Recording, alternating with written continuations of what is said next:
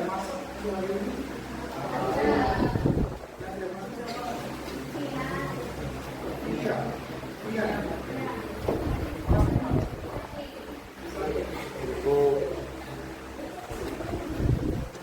Ada lagi? Arif kemana?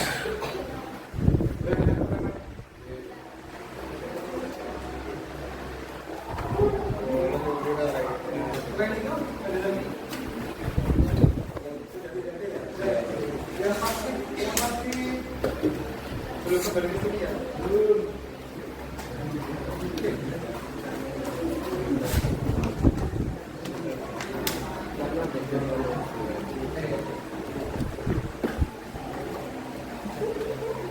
Baik, untuk hari ini kita belajar mengenai berpikir komputasional di materi coding.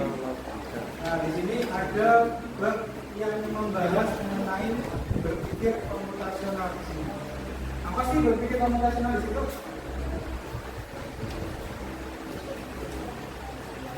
Ada yang tahu? Berpikir secara logika, Oke. Tapi sebelum kita membahas mengenai materinya atau pengertiannya di sini, saya sampaikan dulu manfaat atau tujuan dari berpikir komputasional ini.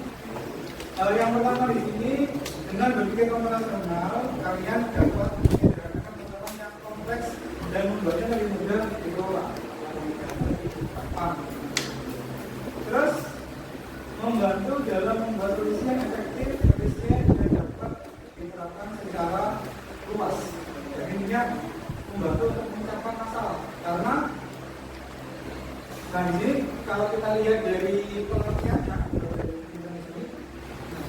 berpikir komputasional adalah cara berpikir yang melibatkan pemecahan masalah secara sistematis dan efisien. Masih ingat tentang pemecahan masalah secara sistematis itu seperti apa? Sistematis itu yang gimana sih maksudnya?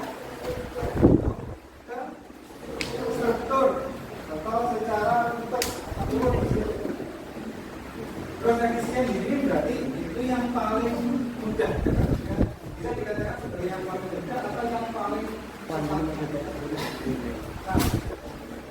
Nah, di sini dengan mempelajari cara berpikir komputasional di sini, itu juga nanti yang membantu sebagai mengembangkan algoritma dan program yang efektif di situ.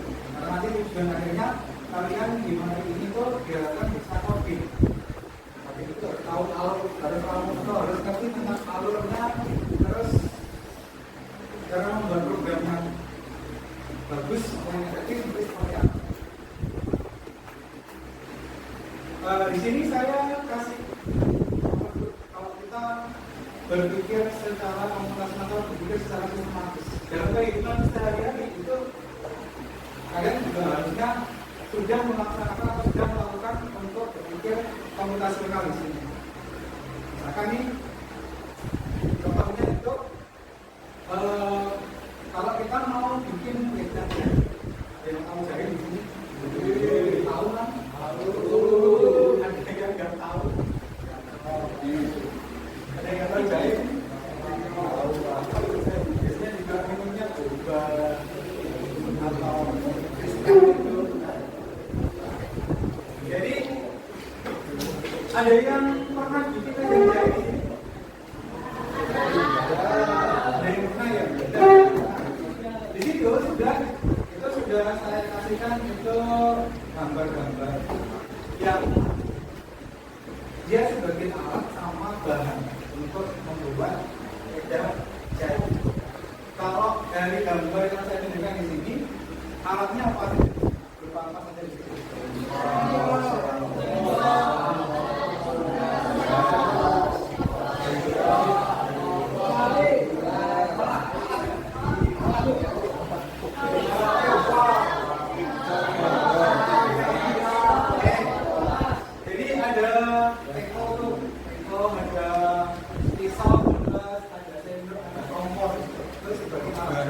Yang selain itu menjadi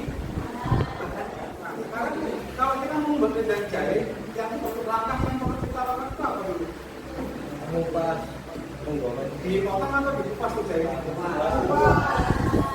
Dikupas dulu. Kupasnya pakai apa? Pakai sendok atau apa? Pakai pisau. Terus habis dikupas dikuprek. Dikuprek atau cuci dulu? Biasanya dicuci dulu, habis itu nanti terus diprek. Setelah itu masukkan ke gelas, dikasih gula, terus kasih air panas, berarti airnya terlalu direbus dulu. Nah, jadi caranya ngerebus air gimana? Jadi kompornya dinyalain, langsung dikasih air itu. Enggak, harusnya. Jadi airnya dimasukkan ke teko atau ceret gitu. Ya. Jadi airnya itu nanti dimasukkan ke ceret atau teko di situ, itu ditaruh di atas kompor. Nah di situ dimasak untuk airnya sampai dia mendidih. Habis mendidih baru dimasukkan gelas yang sudah ada jahenya tadi. Habis itu diaduk sampai gulanya nanti itu cair atau mereka diselanjutnya. Itu untuk membuat wedang jahe. Nah, jadi misalkan kita berpikir secara komputasional yang berhubungan dengan keseharian. Nah, dasar berpikir komputasional di sini bisa sampai di situ. Sebenarnya kalau kita berpikir seperti yang tadi, membuat wedang jahe dan itu, dasar berpikirnya di sini itu ada 4. Yang pertama ada dekomposisi. Nah, seperti yang tadi itu contoh untuk dasar berpikir bagian dekomposisi. Jadi memecah masalah kompleks menjadi bagian-bagian yang lebih kecil dan lebih mudah dikelola. Maksudnya gimana di sini? Ketika tadi di bagian membuat wedang jahe tadi, itu kan ada bagian untuk menyiapkan alat, ada yang bagian untuk menyiapkan bahan, terus ada bagian langkah yang kita gunakan untuk mengupas jahenya, terus memotong sama membersihkan terus habis itu diprek. Terus sama juga untuk yang merebus air, itu kan merupakan bagian-bagian sendiri. Jadi itu nggak bisa dikerjakan secara langsung gitu, maksudnya harus dipecah-pecah itu sendiri.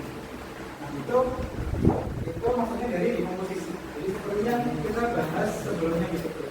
Jadi masalah kompleks menjadi bagian-bagian yang lebih kecil dan lebih mudah untuk dikelola. Terus yang kedua di sini pengenalan pola. Nah, pengenalan pola ini maksudnya gimana? Jadi di sini tuh mengidentifikasi kesamaan atau pola dalam masalah untuk menemukan solusi yang lebih efisien. Menemukan pola. Kalau biasanya menemukan pola di sini itu kalau yang paling mudah sebenarnya itu kayak gimana nanti kali. Kira-kira misalkan ketika saya menyebutkan acara perdana seperti ini,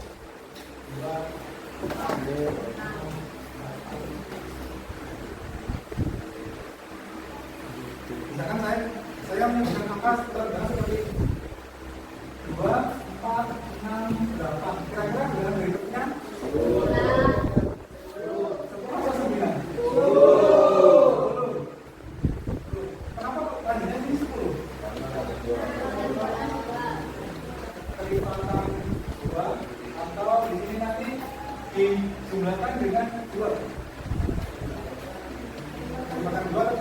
2. Nah, di sini setiap angkanya berikutnya itu selalu dijumlahkan dengan 2.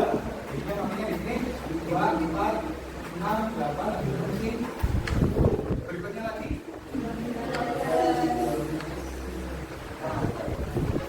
Nah, jadi itu yang contohnya dari pengenalan pola. Jadi ketika itu ada urutan seperti itu, urutannya kayaknya ini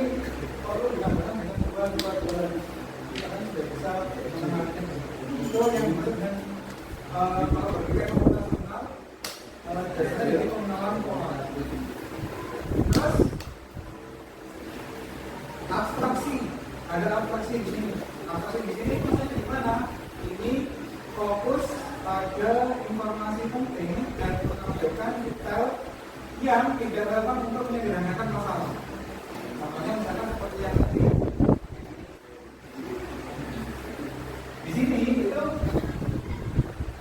angkanya sudah ditentukan kalau polanya ini 2, 4, 6 sama 8. Tapi selain angka ini itu kan ada angka lain. Angka lain itu gimana maksudnya? Misalkan saya kan di sini ada 2, 4, 6, 8. Terus di sini ketika menjawab tadi misalkan ada yang jawab 9. Ini jadi penyebutan yang salah atau enggak? Salah. Nah, ketika salah ini kita perlu menyelesaikan itu atau enggak? Perlu diberi di sini atau enggak?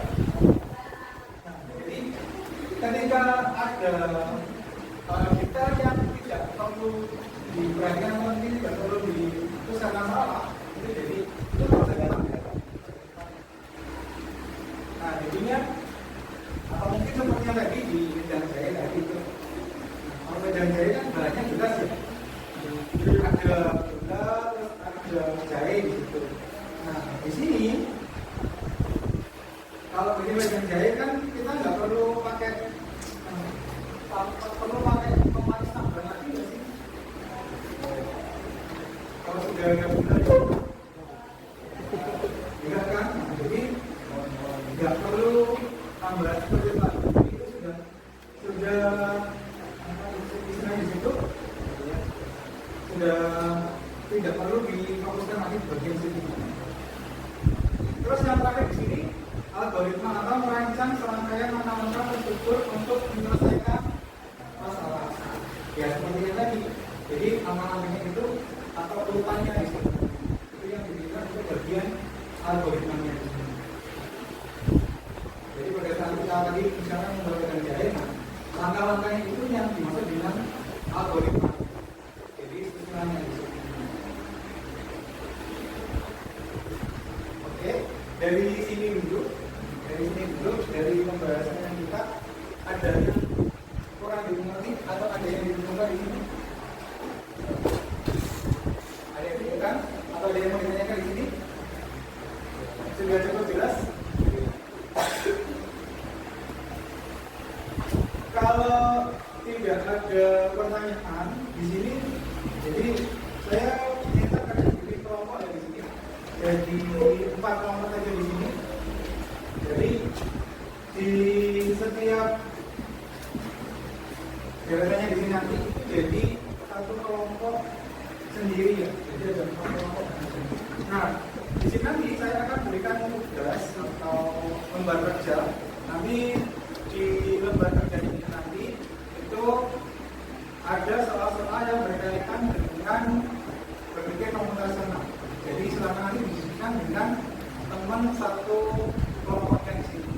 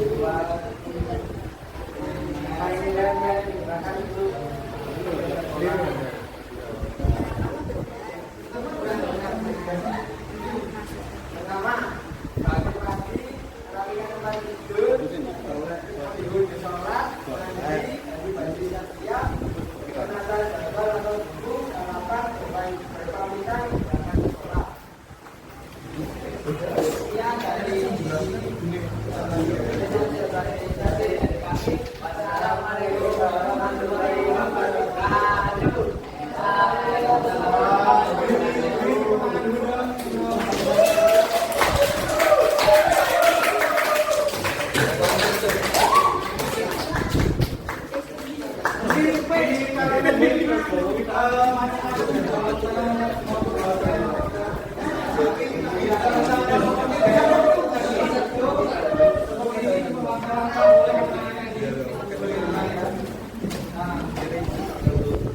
yang ke sekolah nggak? Pamitan di sini. Sejak Harus pamitan ya. Oke. Kan biasanya kalau orang sekalian Oke, nomor kedua sudah silakan.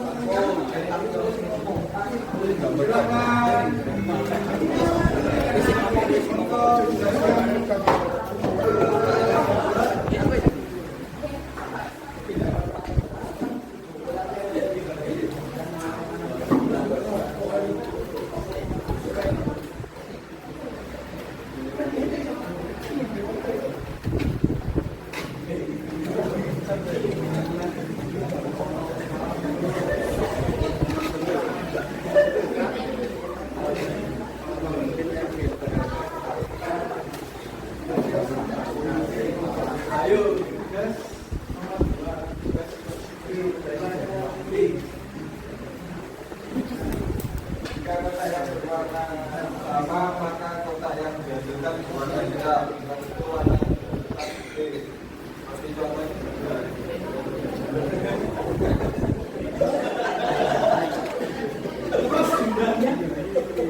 jumlahnya ada berapa? Jumlah warna hitam 8. Oke, sudah seperti itu.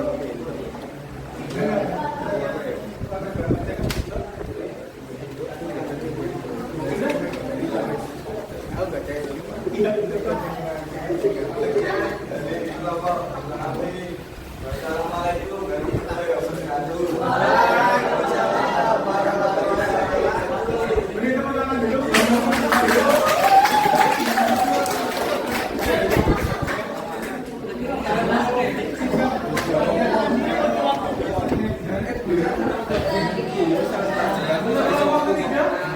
Sudah siap? Silakan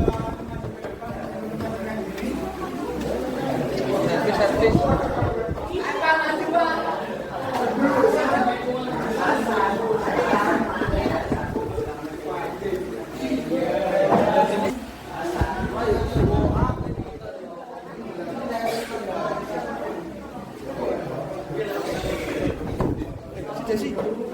ke depan dan menunjukkan diri.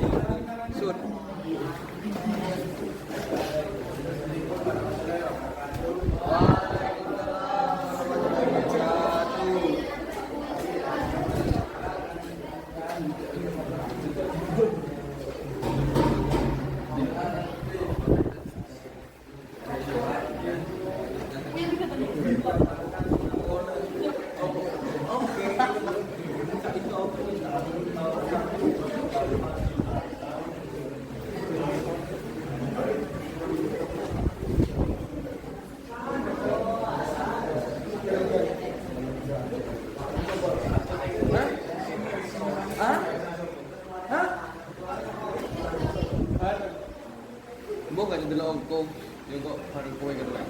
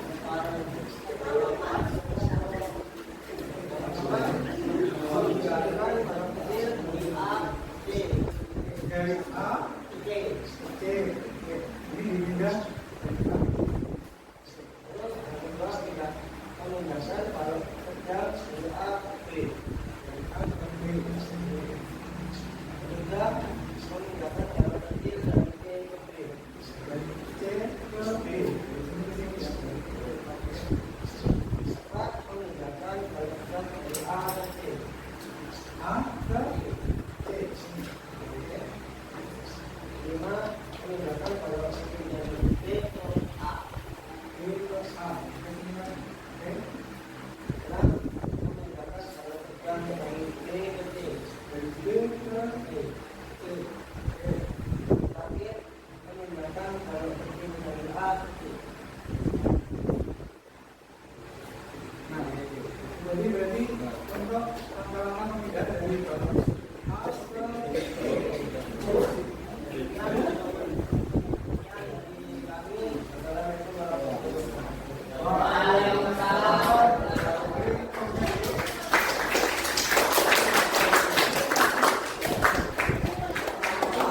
buat kerjanya tolong ditemukan dulu.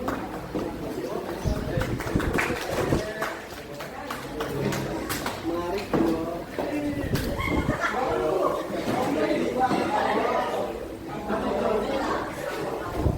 Kayak mungkin ketentuannya ini dulu. Jadi untuk minggu pertemuan berikutnya nanti kita akan membahas mulai ide-ide dari KA ya. Dari bentuk PKI yang jadi namanya.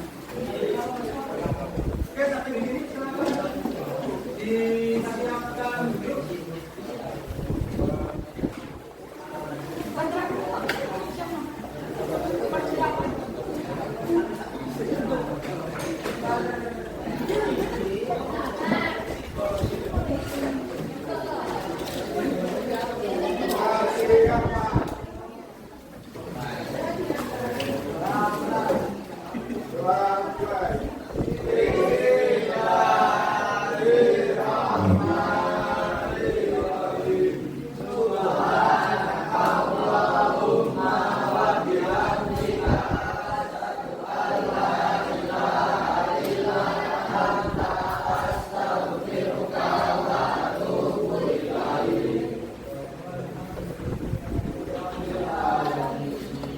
Kemudian saya